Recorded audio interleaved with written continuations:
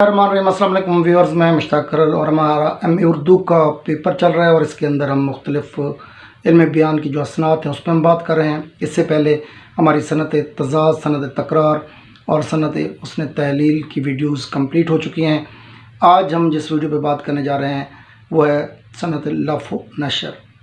अब इस सनत से पहले आपको बताते चलें कि जो उर्दू के हमारे मुख्तलिफ पेपर्स हैं, जिसमें इकबाल का खसूसी मुतालिया, असालीब नसर है और तनकीद का पेपर बिल्कुल मुकम्मल हो चुका है। उसकी तमाम वीडियोस हमारी प्लेलिस्ट में मौजूद हैं।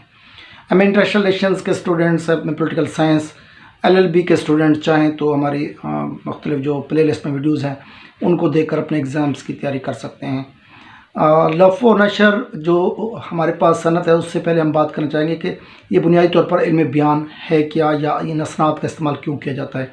तो किसी भी फ़न पारे की खूबसूरती, तज़ीन और आराइश को बढ़ाने के लिए जो हम टेक्निक्स यूज़ करते हैं, जो हम तरीक़ेकार यूज़ करते हैं, उनको बुनियादी तौर पर असनात कहा जाता है, जिससे उस फ़न पारे की खूबसूरती में और इजाफा आ जाता है। एक लिहाज से कहा जाए तो इनको हम लोग बारह में एक बात करता हूँ कि इनको हम मेकअप किट कह सकते हैं। किसी भी शायरी या नसर का जो भी हमारे पास पीस पड़ा है तो उसको हम लोग जब खूबसूरत बनाते हैं तो उसके अंदर हम सनत कभी तलमी का इस्तेमाल कर देते हैं, कभी सनत लफ़ो नशर और कभी सनत तकरार, कभी सनत तज़ाद। लफ़ो नशर बुनियादी तौर पर दो लफ्ज़ों पर मुश्तमिल है। पहला है लफ़, जिस तरह आप सुनते होंगे लिफाफा। लिफाफा किसी चीज़ को आप लपेट के बंद कर देते हैं तो इसको लफ़ कहते हैं। लफ़ का मतलब है लपेटना और नशर का मतलब है खोल देना, उसको फैला देना।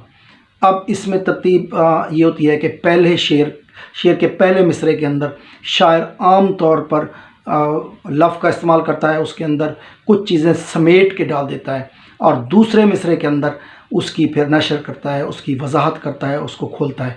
बाज़ औक़ात ये प्रोसेस किसी पहले मिसरे के अंदर भी मुकम्मल हो जाता है। इसकी जो बुनियादी तौर पर किस्में हैं वो तीन किस्में हैं। इसमें एक तो हमारे पास जो है वो है मुरत्तब नशर हो जाएगा, गैर मुरत्तब, और तीसरा है माकूस।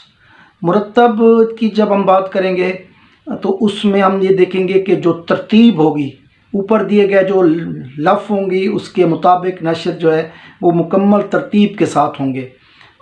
इसकी मैं एग्ज़ाम्पल आपके सामने एक शेर पढ़ रहा हूँ कि तेरे रुखसार व कद ओ चश्म के हैं आशिक ज़ार, गुल जुदा सरो जुदा नरगे से बीमार जुदा।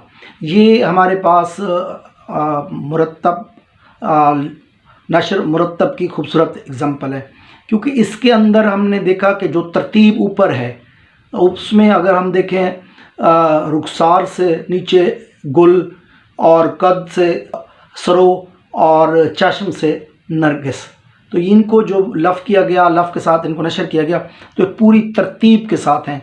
बाज़ औक़ात इसमें तरतीब नहीं भी होती तो उसको हम गैर मुरत्तब कहेंगे। तो गैर मुरत्तब की एक एग्ज़ाम्पल ले लेते हैं। एक सब आग एक सब पानी, दीदा व दिल अज़ाब हैं दोनों।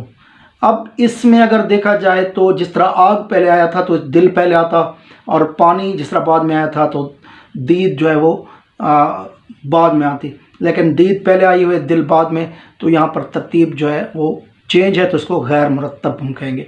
एक होता है हमारे पास माकूस। माकूस के अंदर हम ये देखते हैं कि वो जो तरतीब होती है बिल्कुल अपोजिट होती है, बिल्कुल उलट होती है। तो ये हमारा आज की वीडियो है जिसके अंदर हमने बयान किया कि लफ़ो नशर के अंदर शायर जो है पहले मिसरे के अंदर चंद वर्ड्स को सुकेड़ कर, उनको लपेट कर बयान कर देता है और दूसरे मिसरे में उनकी वजाहत बयान करता है। तो ये हमारी आज की वीडियो थी। अपना और दोस्तों का बहुत ख्याल रखें। अस्सलाम।